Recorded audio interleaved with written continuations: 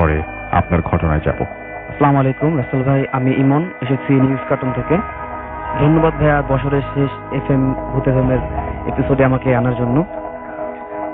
ধন্যবাদ জানাই সকল শ্রোতাদের যারা এত রাত পর্যন্ত আজকের ভূত এফএম শুনছে। আসলে আমার ঘটনাটা হচ্ছে আমার একটা কলিগের, ওনার নাম হচ্ছে তাপস। জি। উনি হিন্দু ধর্মের। জি। ওনার বাড়িটা হলো আপনার সিলেটের মৌলভীবাজার অঞ্চলে। হুম। উনি বেশ অনেকদিন যাবৎ দুবাইতে ছিলেন, প্রায় 7-8 বছর যাবৎ। তো গত 2 বছর আগে উনি ছুটিতে বাড়িতে আসে। তখন ওনার যে জ্যাঠা, মানে যে চাচা, ওনার একটা গাড়ি আছে।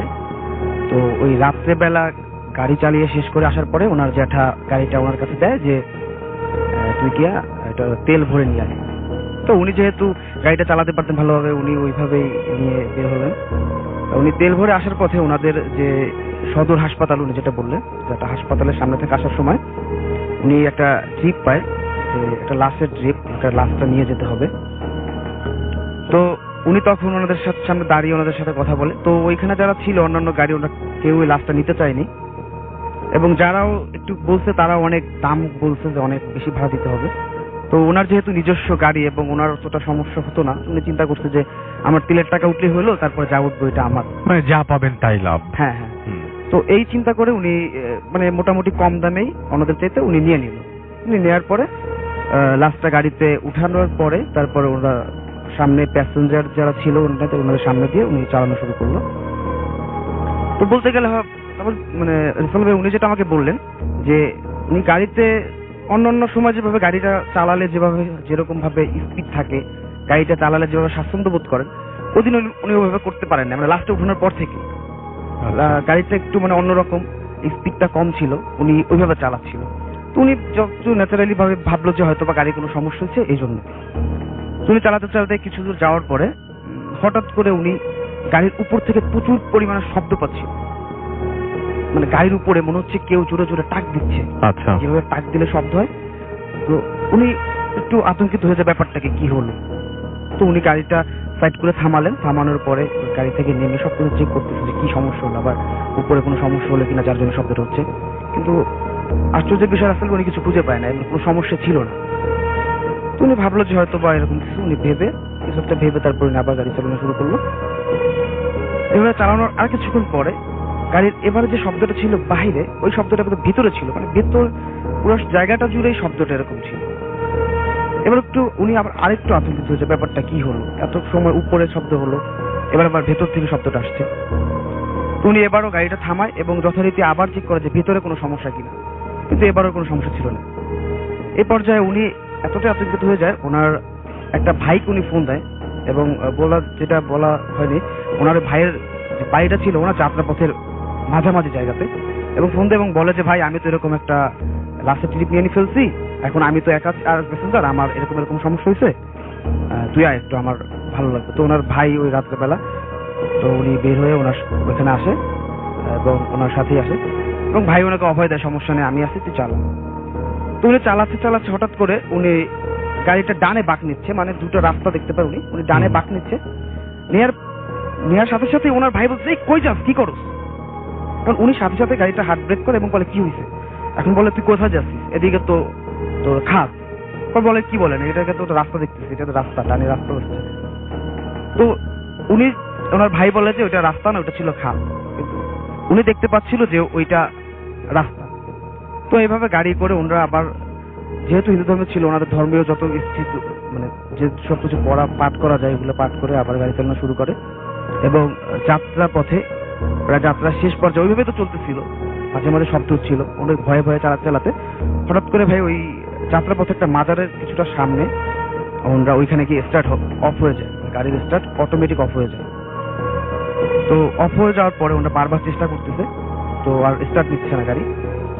এর মধ্যে ওনার যে ভাইটা থাকে, ওই ভাইটা একটু রাগ হয়ে যায়, আপনারা কি মানে তুই এটা নিছোস, লাশের ট্রিপ নিছোস, এবং উনি ওই যে লাশের সাথে যারা থাকে তাদের সাথে একটু রাগ জোরে চিল্লাচিল্লি করে বলে যে আপনারা কি লাশ নিয়ে আসছেন, কি নাকি সমস্যা, এখন এই সমস্যা হচ্ছে, আমরা গাড়ি যাবে না, গাড়ি স্টার্ট দিচ্ছে না, আপনারা যেভাবে পারেন এখন এইভাবে নেন।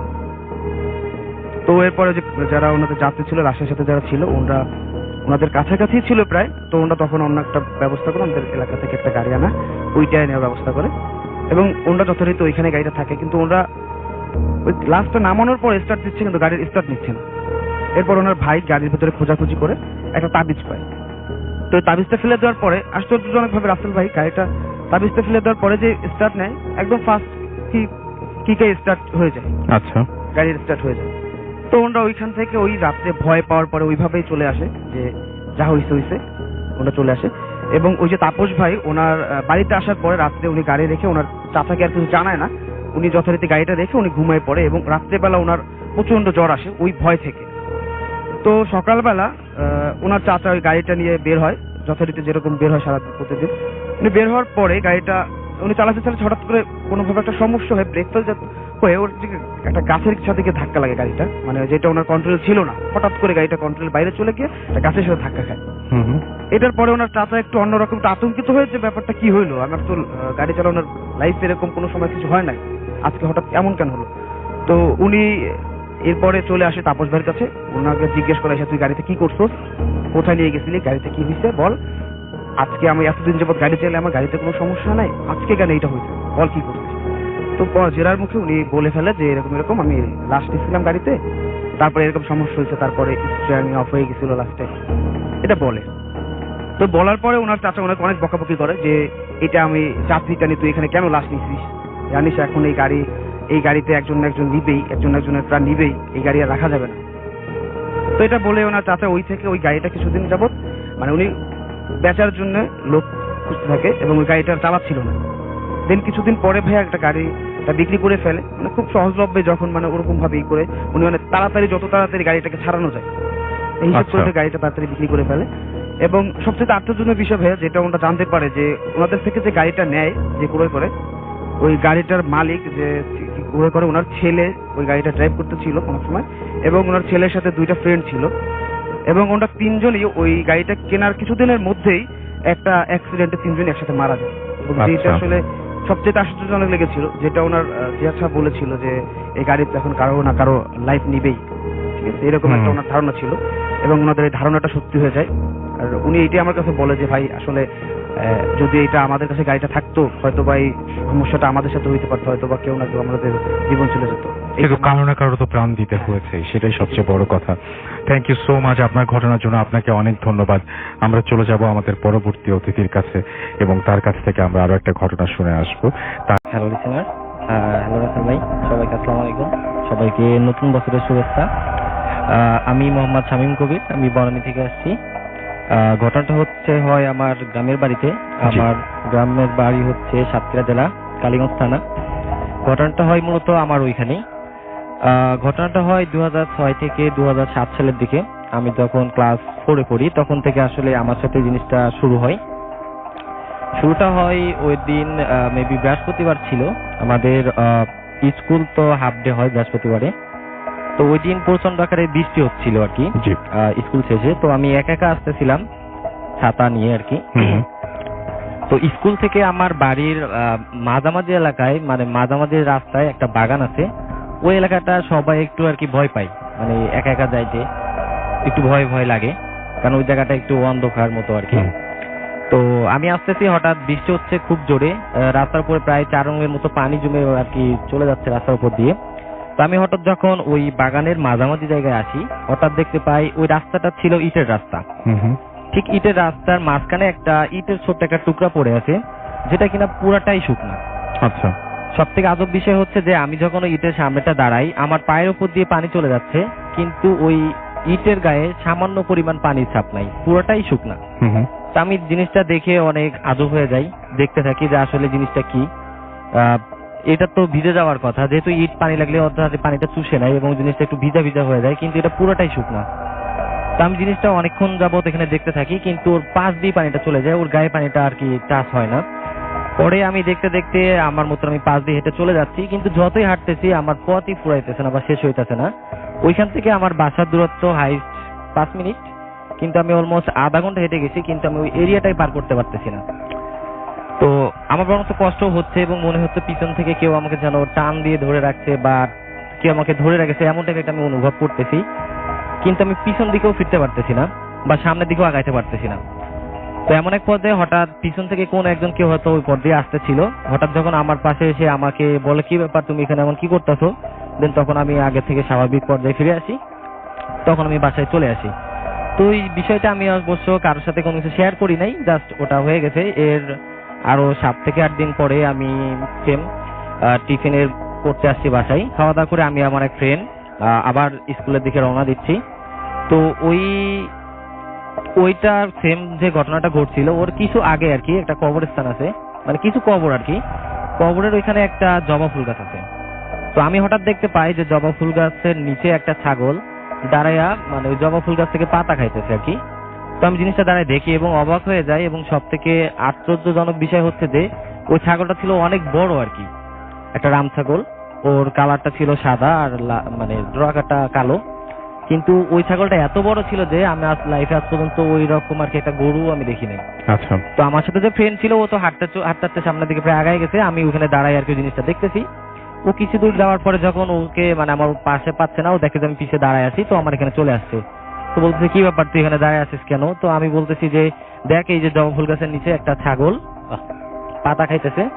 তো কই আমি তো কোনো কিছু দেখি না। ও কিছু দেখে না, কিন্তু আমি জিনিসটা দেখতেছি। যখন এসে আমার কথা বলছে আমি কিছু মানে ওখান থেকে চোখটা ফেরা যখন আবার ওদিকে দেখি যে ওইখানে ছাগলটা নাই। দেন আমি আবার ওর সাথে স্কুলে চলে গেছি। দেন এভাবে আস্তে আস্তে যাইতে থাকলো। তার আরো প্রায় 20-25 দিন পরে আর কি আমাদের এরিয়ার আরো এক সাইডে একটা জায়গা আছে। তো ওইখানটাও সন্ধ্যার পরে কেউ মানুষ খুব বেশি যাতায়াত করে না, আর ওই এলাকাটাই তেমন কোনো ঘনবসতিও না, অনেক হালকা। আচ্ছা, তো আমি কোনো কারণে আর কি ওইদিকে গেছি। তো আস্তে আস্তে মাগরিবের আজান দিয়ে দিয়েছি অলমোস্ট। তো ওই রাস্তা দিয়ে যদি আমি বাসার দিকে যাই আমি একটু তাড়াতাড়ি যাইতে পারবো, আর যদি ওই রাস্তা দিয়ে অন্য দিক দিয়ে যাই তাহলে আমার একটু ঘুর বেশি হবে, পথটা একটু বেশি হবে। তো আমি ওই পথ দিয়ে যাইতেছি। তো ওই রাস্তাটা ছিল মাটির রাস্তা আর কি।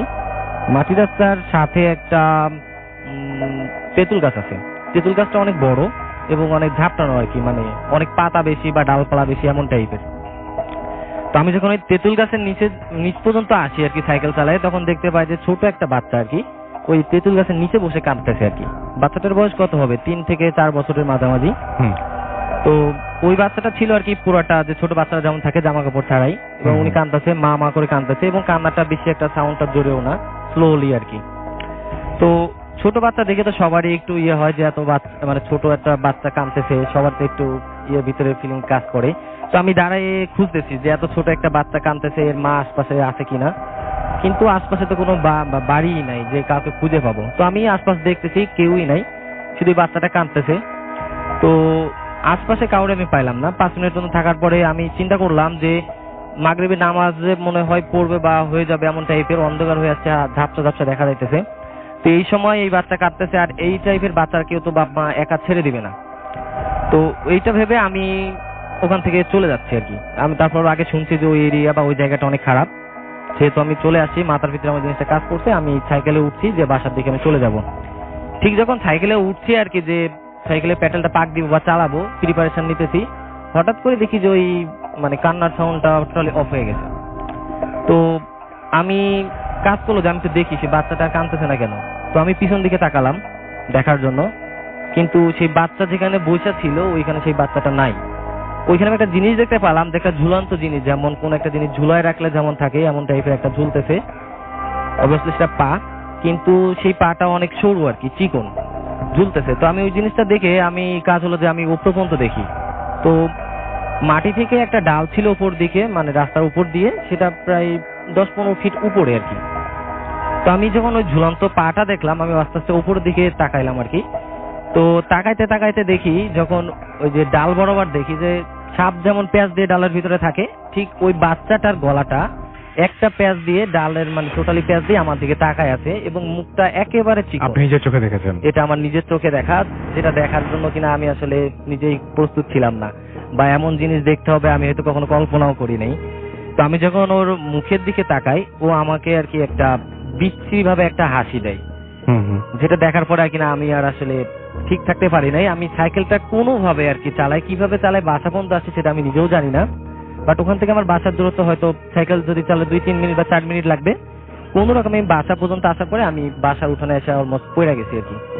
তো অনেকক্ষণ পরে যখন আমার হুশ হয়, আমি স্বাভাবিক হই, সবাই দেখি যে আমার পাশে বসা হুজুর হুম। টুজুর আছে আর কি, তারা পড়া পানি বা ওদের একটি ফুট দিয়ে আমাকে হুম। ঠিক করছে কোনোভাবে। পরে যখন তারা বিষয়টা জানতে চায় আমি তাদেরকে জিনিসটা খুলে বলি যে আসলে আমার সাথে এমনটা হয়েছে। হুম হুম। বাট পরে আমি যেটা জানতে পারি আমার কাকি বা চাচিদের কাছ থেকে, যে ওই এরিয়াটা খারাপ, আমার অনেক বকা দেয় যে ওই সাইড দিয়ে আসছো কেন। তো যেহেতু আমি আশা ফেলছি এমন ঘটনা ঘটে গেছে, তো ওদের কাছে জিজ্ঞাসা করছি যে আসলে এমনটা কিসের জন্য হলো।